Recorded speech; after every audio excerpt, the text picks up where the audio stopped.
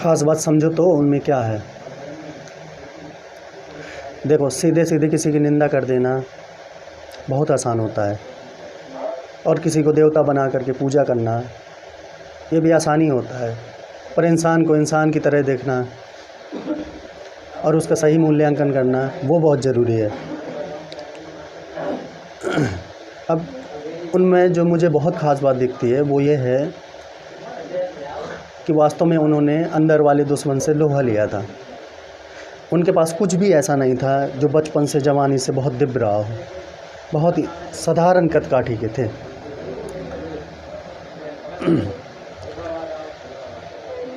कोई आकर्षक व्यक्तित्व तो उनका नहीं था बहुत, लेकिन उसके बाद भी वो एक जन नेता के रूप में उभरे। लोगों के सामने बोलने से उन्हें डर लगे। ब्रिटेन से शिक्षा ली, उसके बाद भी कोर्ट में जिरह करने से उन्हें डर लगता था, तो उन्होंने अर्जियां लिखने का काम शुरू कर दिया कि हाँ, भरे कोर्ट में बोलेगा कौन। अब ऐसा आदमी जो कोर्ट में नहीं बोल पा रहा है, उसके बाद भी वो हज़ारों लोगों की हज़ारों जनसभाएं संबोधित करता रहा जीवन भर। ये बात बहुत अच्छी है।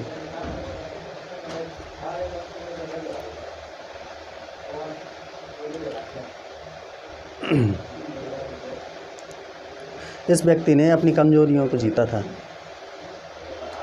काम वासना उनकी कभी किसी आम आदमी की तरह इतनी प्रबल थी कि पिता के अंतिम घड़ी में भी पिता के साथ नहीं हो पाए, पत्नी की ओर खींचे चले गए।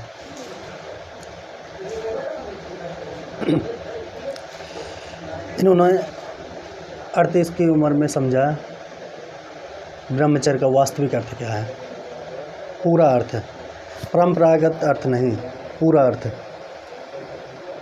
और फिर ब्रह्मचर्य में प्रवेश किया। जो आदमी अंग्रेज़ों का इतना कायल था कि जब ये पढ़ाई करने गए थे ब्रिटेन, तो इन्होंने अपने बहुत सारे पैसे अंग्रेज़ी तौर तरीके और अंग्रेज़ी कपड़े वगैरह हासिल करने में लगा दिए।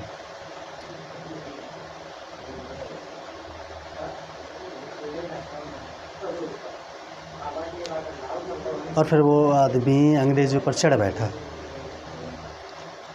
अंग्रेज़ थर्राते थे। इस व्यक्ति ने अपनी कमजोरियों को खूब जीता था।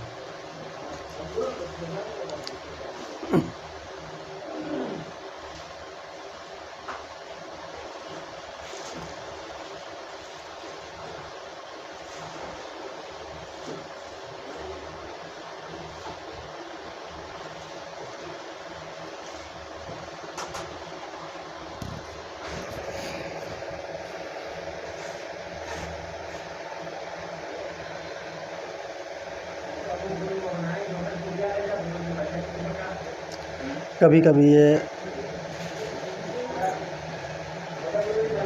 एक समय पर ये धर्म के प्रति इतने, सनातन धर्म के प्रति इतने संकाले हो गए थे कि ये सोच रहे थे कि मैं धर्म परिवर्तन कर लूँ, ईसाई बन जाना चाहते थे। फिर वो जगह आई जहाँ पर ये महात्मा कहलाए और गीता को माँ बोला और बहुत लोगों को धर्म की राह पर लगाया। और इनके आखिरी शब्द हे राम थे।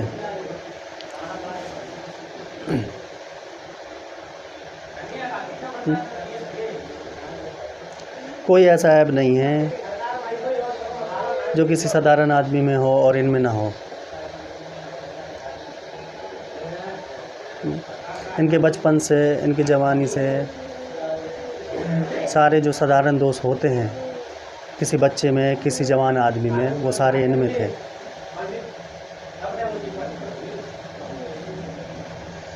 पर इन्होंने उन सब दोषों पर विजय हासिल करी।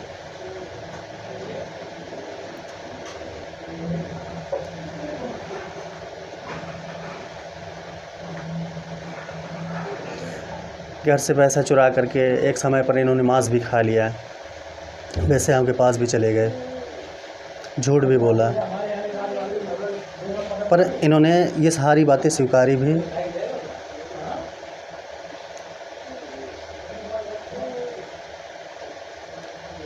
और इन सब 200 पर इन्होंने विजय हासिल करी। ये बात इनमें मुझे बहुत प्रभावित लगती है कि एक आदमी जो बहुत साधारण था, बहुत साधारण, बिल्कुल मिट्टी का आदमी, वो कैसे अपनी कमज़ोरियों को जीतता चला गया और आगे बढ़ता चला गया।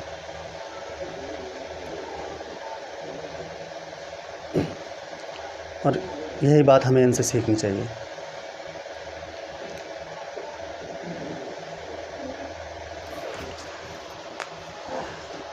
राजनीतिक विचारधारा वगैरह के चलते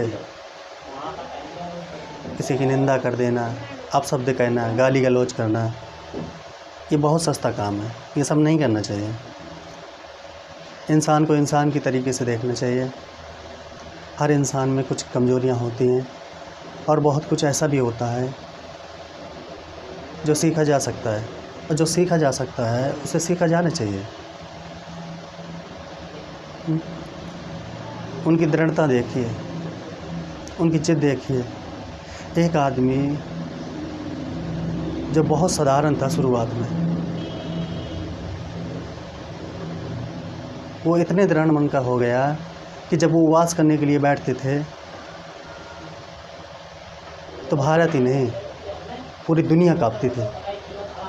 चर्चिल के पसीने छूट जाते थे। वो कहते थे ये नंगा फ़कीर बड़ा ज़िद्दी है। चर्चिल के शब्द हैं ये नंगा फ़कीर बड़ा ज़िद्दी है। अब वो बैठ गए उपवास करने के लिए तो लोगों की उनकी बात सुननी पड़ती थी। और आसान नहीं है किसी वृद्ध और किसी कमज़ोर आदमी को ये कहना कि नहीं खाऊंगा। खाना तो नहीं खाऊंगा, पहले मेरी बात सुनो। फिर वो इस स्थिति में आए कि इस स्थिति से उठ करके कि बहुत ही लचर से औसत से मन के आदमी थे, बहुत ही औसत मन के आदमी, और वो उस स्थिति से उठ करके और इतना मजबूत बन जाना, हम सबको इनसे प्रेरणा लेनी चाहिए।